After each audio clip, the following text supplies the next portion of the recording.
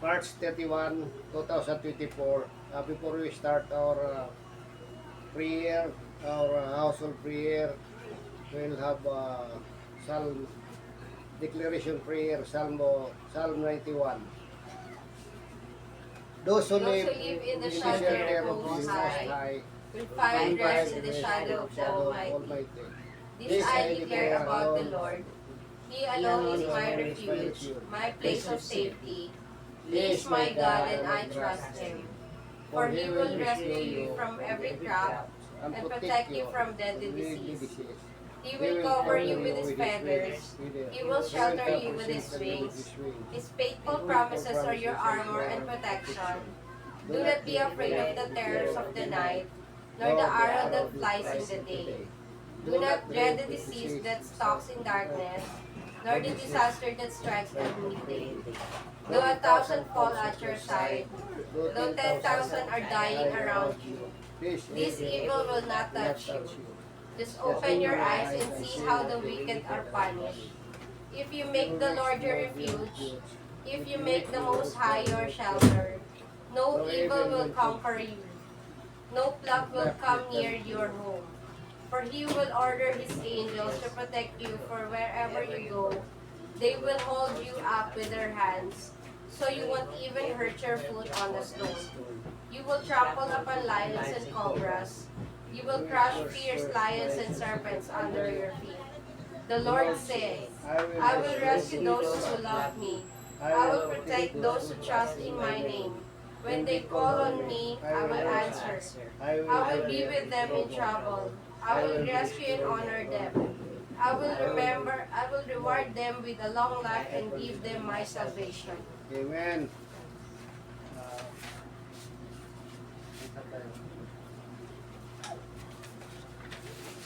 Kantahin natin po ito. O yung ha.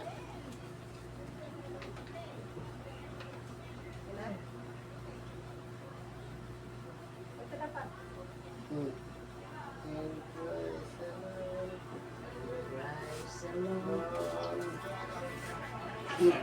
And praise the Lord. Praise the Lord. Praise the Lord.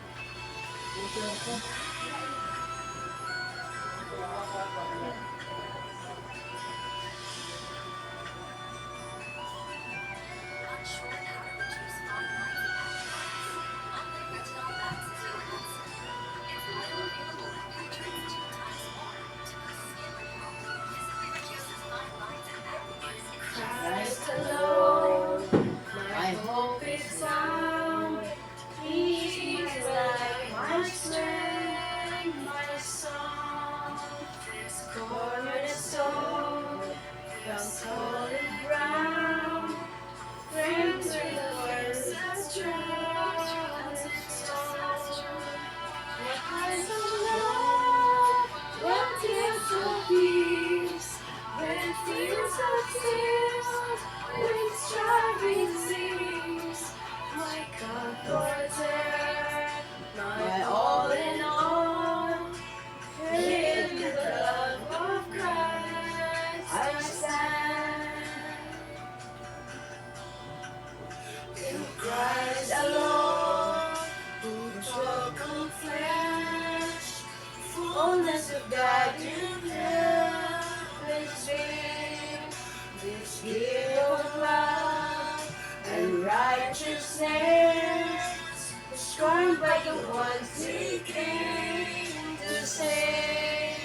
Still on the cross, as Jesus died, the wrath of God was satisfied. For every sin on Him was slain, carrying the death of Christ I live.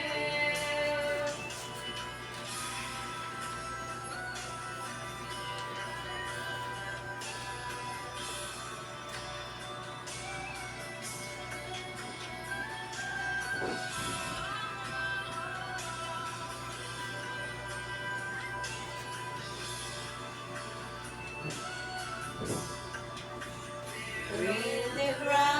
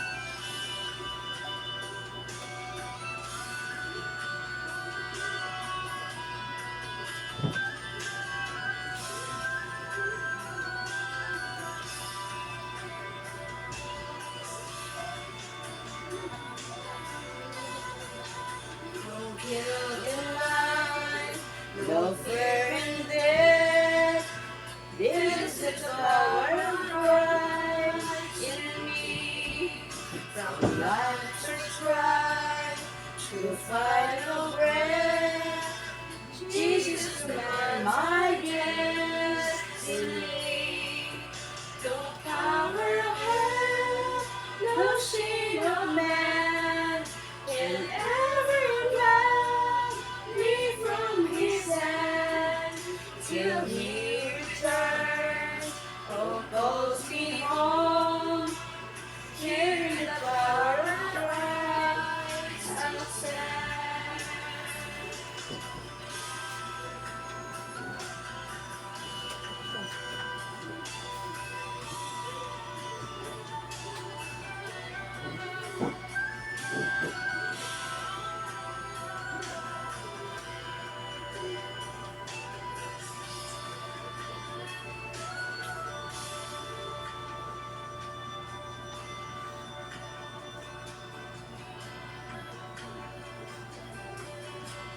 Ano ba yan?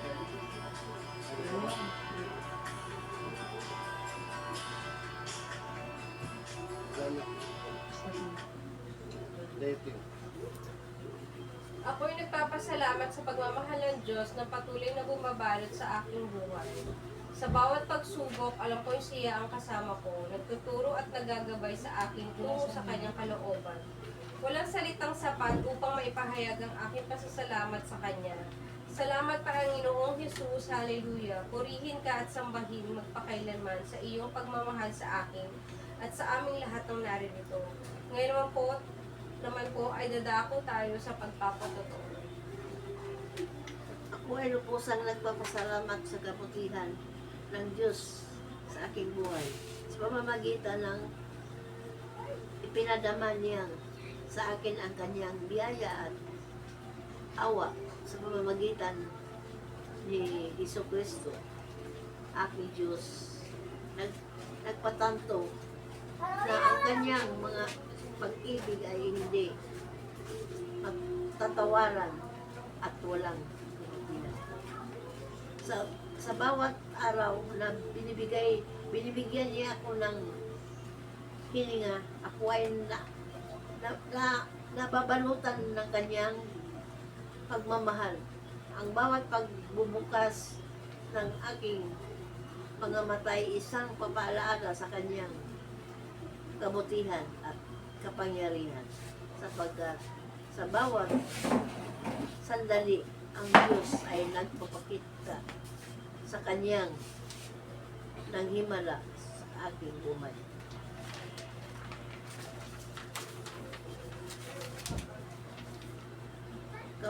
Sa Kawikaan 3:5-6, sinasabi ng Biblia, nagtiwala ka sa Panginoon sa buong puso at huwag mo kang mananalig sa sarili mong karunungan.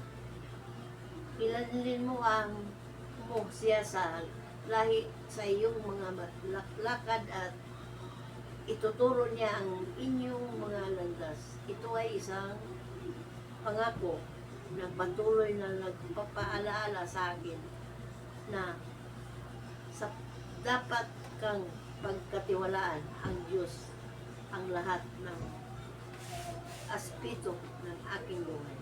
Sa pagkilala sa Kanya at pagiging sensitibo sa Kanyang boses sa pamagitan ng Diat Banal at Espiritu Santo, siya ang nagtuturo sa akin tamang landas na dapat kong tahakin.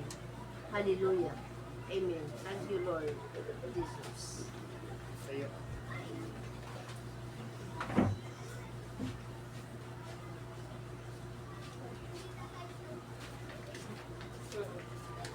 Ako si Sister Monica, amen. Sister Gugonia, hallelujah. Manalangin po tayo sa Panginoon. Salamat sa iyong walang sawang pagmamahal at biyaya. Patuloy mo kaming gabayan at patnubayan sa aming mga halangdas.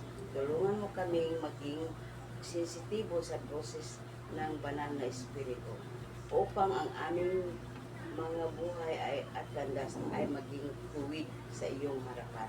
Sa ngalan ni Jesus, amen. Thank you, Lord Jesus. Hallelujah.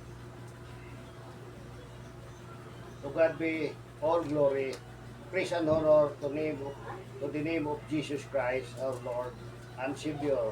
Amen and thank you, Holy Spirit.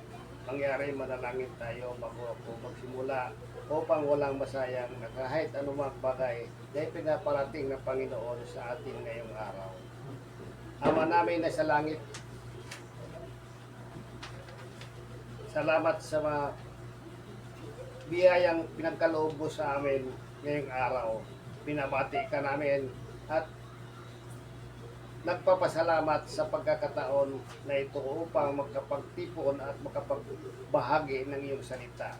Tulungan mo kaming makinig ng buong puso at isip at gabayan mo kami na walang kapahamakan sa makapangyarihang pangalan ni Jesus. Amen. Mga minahal kong asawa, kapatid at anak, kayong maaari na po kayong umupo. Mga minahal kong kapatid, asawa at anak, magpapatuloy ng ating pag-uusap. Nais kong isaalang-alang ang mahalagang katotohanan walang anumang hatol o panlilinlang. Maaring humihiwalay sa atin sa pag-ibig ng Diyos sa pamamagitan ni Jesus Kristo. Tayo ay lubos ng nailigtas at malaya mula sa anumang hatol o panlilinlang. Sa Roma 8:1, sinabi ng Apostol Pablo, kaya't ngayon walang anuman ang hatol sa mga nasa kay Kristo Jesus. Ito ay isang malaking katibayan ng kahalagahan ng ating pagkakaugnay kay Jesus. Sa Kanya lamang natin maaaring makamit ang tunay na kalayaan mula sa mga salot na kasalanan at pagkakamali. Hindi tayo dapat magpakakalipin sa mga pananaw ng mundo o sa mga hatol ng tao. Sapagkat sa ating pagkakaugnay kay Kristo, tayo ay hindi na kailangan mahatulan o malilimutan ng Diyos.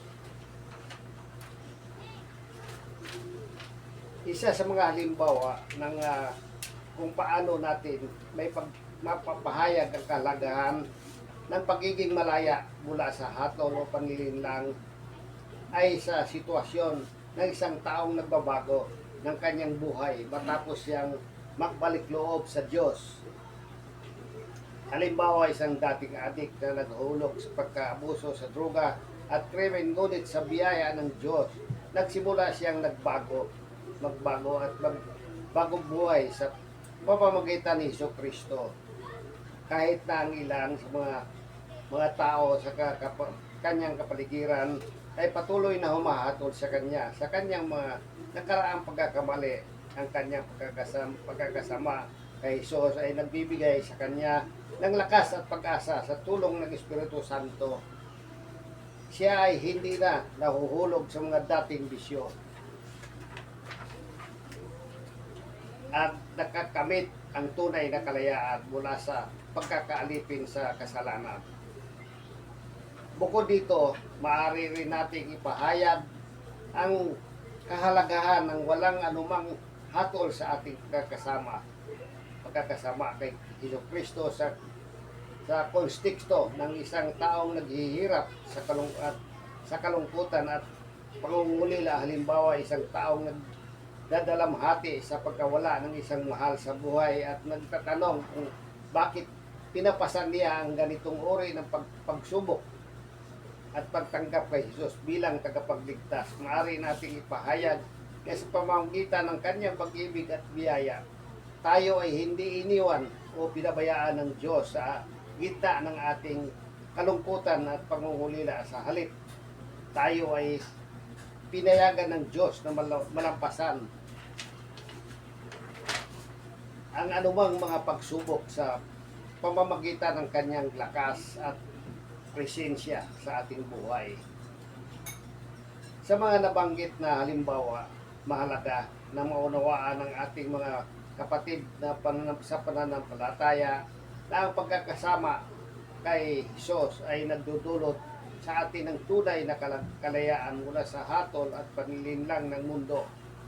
Mga minahal kong kapatid sa Panginoon, hindi lamang dapat natin unawain ang katotohanan ng walang hatol sa mga nasa kay Jesus, kundi mahalaga rin na maunawaan natin kung sino ang talagang hinahatulan ng Diyos sa kanyang salita. Pinapakita ng Diyos ng taong hindi tumatanggap kay Jesus bilang kanilang tagapagligtas ang siyang hinahatulan. Sa Juan 3:18, sinabi ni Jesus ang hindi sumasampalataya sa kanya ay hinahatulan na ng datapwat at sumasampalataya sa pangalan ng buktong na anak ng Diyos na si Jesucristo ay hindi hinatulan. Ito ay nagpapahayag na ang pagtanggi sa biyaya at kaligtasan na inialay ni Jesus nagdadala ng hatol at paghiwalay sa Diyos. Sa pag-unawa sa konsepto ng walang hatol sa mga na kay Jesus, mahalaga na rin na may papaliwanag natin na ang Diyos ay hindi nagbibigay ng kahulugan sa ating buhay base sa ating mga pagkakamali o nagawang mabuti. Sa halip, ang kanyang pag-ibig ay lubos na at walang kondisyon. Sa Roma 5:8 sinabi, datapwat pinagtanggol ng Diyos ang kanyang pag-ibig sa atin sapagkat nang tayo'y mga kasalanan pa, si Jesucristo ay namatay para sa atin. Ikakabuti, ito ay nagpapahayag na ang kanyang pag-ibig para sa atin ay hindi nakabatay sa ating mga gawa, kundi sa kanyang sariling pagmamahal at biyaya. Kailangan ding bigyan diin na ang pagtanggap kay Jesus bilang ating tagapagligtas ay hindi lamang tungkol sa ating kaligtasan mula sa parusa, kundi sa higit sa lahat, ito ay tungkol sa relasyon natin sa Diyos. Sa pamamagitan ng ating pagtanggap sa Kanya bilang ating Panginoon at tagapagligtas, tayo ay tinatawag na maging mga anak ng Diyos at maging bahagi ng Kanyang pamilya. Sa Juan 1:12, sinasabi, datapwat sa lahat ng tumatanggap sa Kanya, sa mga nagsisipalataya sa Kanya pangalan, ay binibigyan siya ng karapatan maging mga anak ng Diyos. Ito ay nagpapakita na ang ating pagtanggap kay Jesus ay nagbubukas ng pintuan sa isang bagong buhay at ugnayan o relasyon sa Diyos.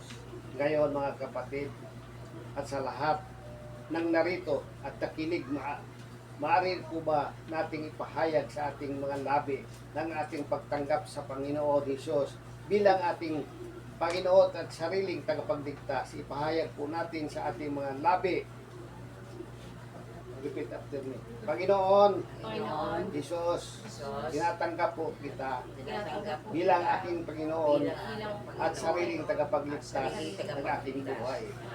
Sabihin po natin, Amen. Hallelujah. Hallelujah. Sa pagtanggap natin kay Jesus, tayo ay tinatawag din na maging mga mananampalataya at tagapagpatutuo sa kanyang pangalan sa pagiging mga alagad ni Jesus. Tayo ay inaatasan ipahayag ang kanyang aral at magdala ng liwanag sa mundo. Sa Mateo 5:14-16, sinasabi ni Jesus, kayo ang ilaw ng sanlibutan. Hindi maaaring itago ang isang lungsod na nakatayo sa ibabaw ng isang bundok, at hindi rin ninyo tinatago ang isang nakasinding ilaw sa ilalim. Sa halip, inilalagay ninyo ito sa mataas na lugar, at ito ay nagbibigay liwanag sa lahat ng mga nasa bahay. Gayon din, hayaan ninyong ang inyong liwanag ay magliwanag sa mga tao upang makita nila ang inyong mabubuting gawa at purihin nila ang inyong Ama sa langit. Ito ay nagpapakita ng ating pagtanggap kay Jesus ay may kakibat na tungkulin na magpabahagi ng kanyang liwanag at pag-ibig sa mundo. Sa mga tuwid, kapag tayo ay nananalangin, nanatiling matatag sa ating pananampalataya at sa ating pagkakasama kay Jesus, tayo ay naging bahagi ng kanyang plano para sa kaligtasan ng sangkatauhan at pagpapakilala sa mundo sa kanyang pag-ibig, kaya't mahalaga na tayo ay magpatuloy sa ating pagsunod sa kanya at maging mga tagapagdala ng kanyang mensahe sa anumang sitwasyon o pagkakataon. Sa ganitong paraan tayo ay patuloy na naglilingkod bilang mga instrumento ng kanyang kapayapaan at pag-asa sa mundo. Tumayo tayo, dalangin tayo. Ama namin, mapagmahal, sa oras na ito, aming dama ang iyong walang hanggang pagmamahal at biyaya sa amin. Tinatanan namin ang iyong kabutihan at pagpapatawad na kahit kami ay nagkukulang at nagkakasala, hindi mo kami iniwan, patuloy mong inaagay sa iyong kamanalan. Patawarin mo po kami sa mga pagkakataon na hindi kami nasunod ang iyong kalooban sa mga sandaling kami ay kulang sa aming pagmamahal at paggalang sa iyong bilang isang mga anak. Humihingi kami ng tawad sa lahat ng mga kasalanan na aming nagawa laban sa iyo at sa aming kapwa. Tinatanggap po namin si Jesus bilang aming tagapagligtas. Kami ay nagpapakumbaba sa iyong harapan at nagpapahayag ng aming pananampalataya sa Kanya. Tinataguyod namin ang aming pagsunod sa iyong mga aral, hindi dahil sa aming kakayahan, kundi dahil sa kapangyarihan ng banal na Espiritu na nagtagtaguyod sa amin. Panginoon, alam namin na sa pamamagitan ng inyong dakilang pagmamahal, kami ay nagbabago mula sa kaluluwalhatian patungo sa kaluwalhatian. Hinihiling namin na patuloy mong gabayan at palakasin ang aming pananampalataya upang maging isang instrumento ng iyong pagpapala sa bawat isa. Pinasasalamatan din po namin ang iyong anak na si Kristo na nagbigay ng kanyang buhay upang kami ay may ligtas at maging malaya sa kasalanan. Kami ay magpapasalamat sa kanyang walang kapantay na sakripisyo at sa kanyang pag-ibig na hindi nagmamaliw. At sa banal na Espiritu, aming gabay at tagapagligtas, aming pananampalataya, pagpapasalamat sa pagtuturo sa amin ng iyong kaharian at nagpapalakas sa aming mga puso at isipan. Naway patuloy kang aming pagpalain, Ama, at tuloy mo kaming gabayan sa aming paglalakbay sa iyong landas. Sa ngalan ni Kristo, aming tagapagligtas, at lahat at nagpagsasabi ng Amen. Hallelujah. Salamat. Thank you, Lord. Thank you. Salamat po.